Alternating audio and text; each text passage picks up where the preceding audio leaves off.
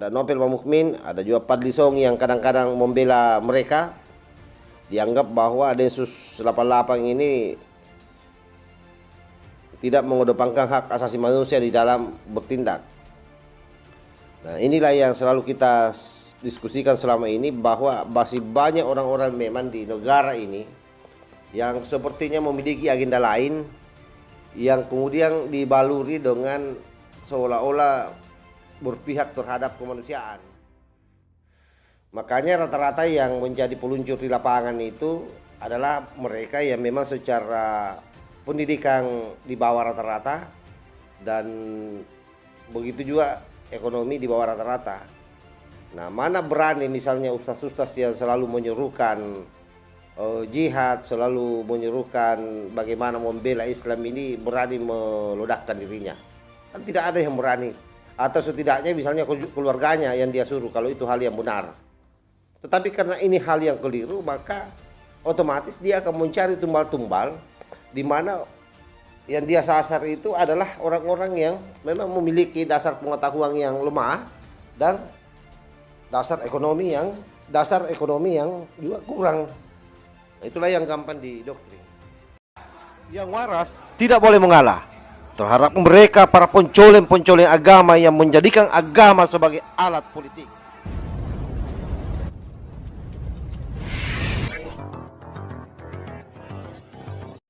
Assalamualaikum warahmatullahi wabarakatuh. Om Swastiastu, Namo Buddhaya, salam kebajikan. Sahabat-sahabat Tolang Sembilang yang saya hormati dimanapun juga berada, pagi hari ini kita akan membacakan satu berita yang menurut saya ini sangat luar biasa. Sebuah pencapaian dari Densus 88 yang bekerja terus secara senyap, bagaimana memberangus para bohir-bohirnya kadrung, ini bos-bosnya kadrung ini. Sekarang ada lagi 11 orang yang ditangkap di daerah Sumatera. Nah, kita baca saja seperti apa beritanya. Ini ada di harian kompas.com. Jelang Natal dan Tahun Baru, Densus 88 tangkap 11 teroris di Sumatera.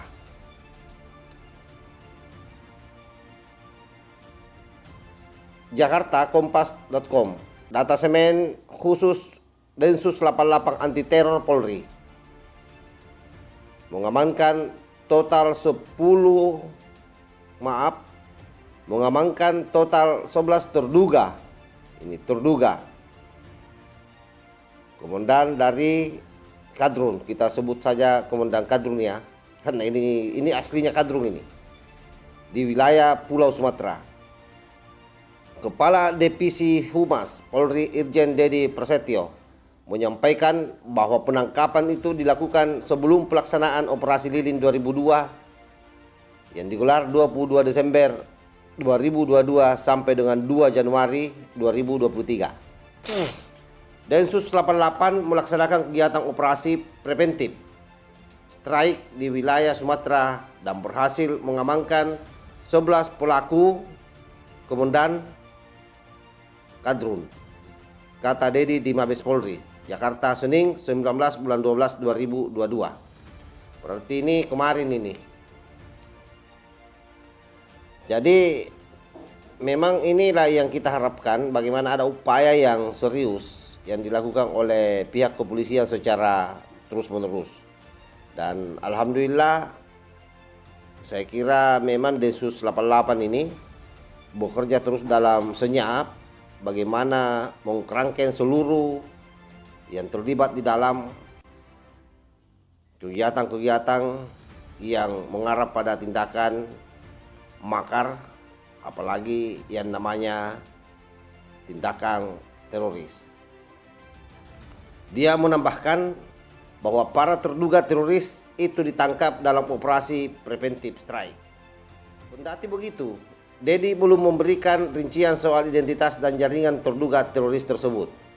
Saya infokan rekan-rekan Densus 88 dan Kasatwil Densus terus melaksanakan kegiatan pemantauan dan melaksanakan operasi preventive strike. Nanti mungkin siang ini akan disampaikan update-nya, ucap dia.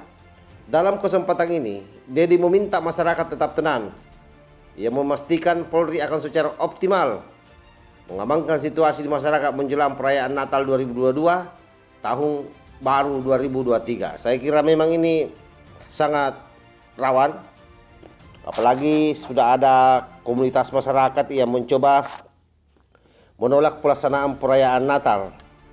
Sebenarnya itu juga sudah bisa diindikasikan itu sebagai salah satu bentuk kegiatan intoleran, dan sudah harus sebenarnya itu dimata-matai, dan saya yakin Densus sudah punya data siapa-siapa mereka. Kita lanjut ya. Dalam kesempatan ini, Dedi meminta masyarakat tetap tenang. Ia memastikan Polri akan secara optimal mengamankan situasi di masyarakat menjelang perayaan Natal 2022 dan Tahun Baru 2023. Polri bersama pihak terkait lainnya akan berusaha semaksimal mungkin untuk mengamankan seluruh rangkaian kegiatan masyarakat, kata dia. Jadi komitmen Polri saya kira tidak usah lagi diragukan kalau terkait soal bagaimana mengamankan para bos-bos kadrung atau komandan-komandan kadrung ini.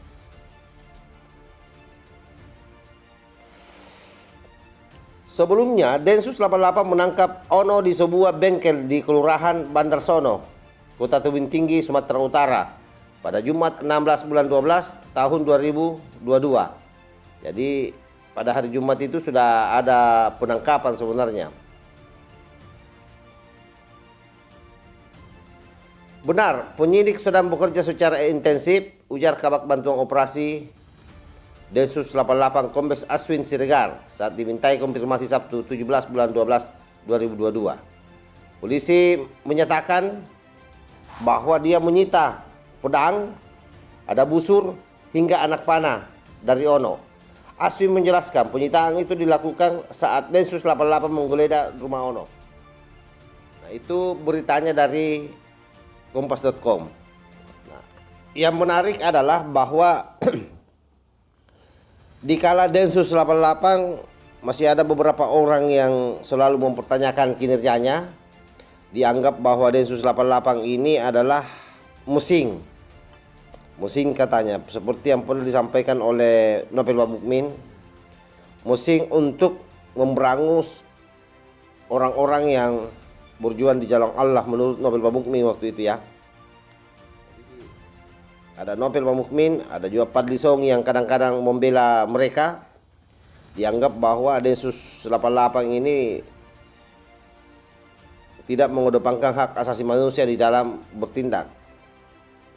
Nah, inilah yang selalu kita diskusikan selama ini, bahwa masih banyak orang-orang memang di negara ini yang sepertinya memiliki agenda lain yang kemudian dibaluri dengan seolah-olah berpihak terhadap kemanusiaan.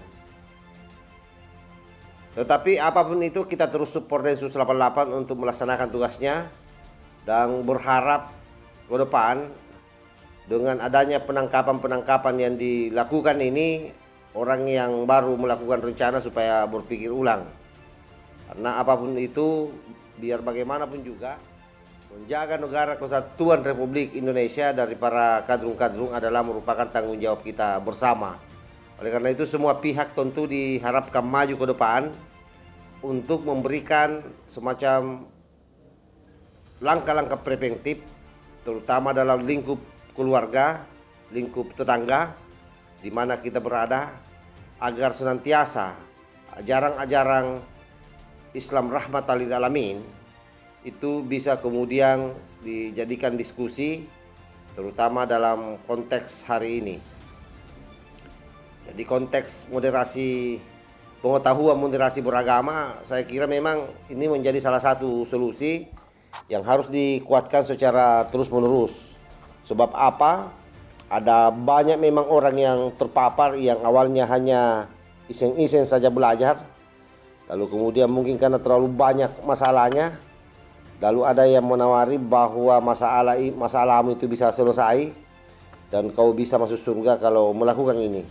Inilah yang sangat berbahaya kalau misalnya orang-orang yang lagi memiliki pikiran yang kalut lalu kemudian terjebak masuk di pengajian-pengajian yang tidak jelas itu. Karena orang kemudian bisa menjadi ekstrim atau radikal, ada dua yang paling dominan. Salah satu itu soal ekonomi benar, tetapi yang paling berbahaya kalau orang sudah bermasalah dalam ekonomi, stres, lalu kemudian ikut pengajian-pengajian yang tidak tepat, maka di sana dia akan didoktrin habis-habisan dan diberikan jalan pintas untuk menuju surga. Akhirnya apa yang terjadi inilah. Jadi mereka-mereka yang terjangkit ini itu awalnya biasanya dari situ.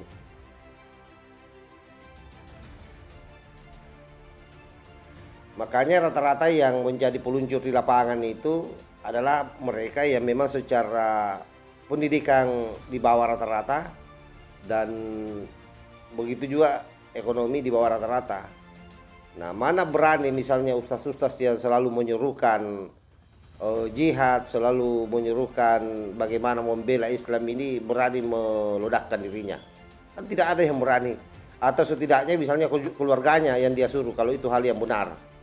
Tetapi karena ini hal yang keliru, maka otomatis dia akan mencari tumbal-tumbal di mana yang dia sasar itu adalah orang-orang yang memang memiliki dasar pengetahuan yang lemah dan dasar ekonomi yang juga kurang.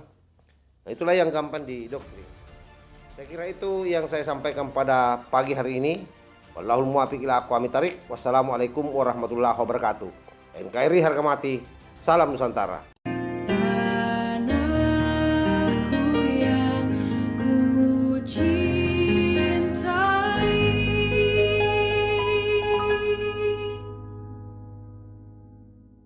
Engkau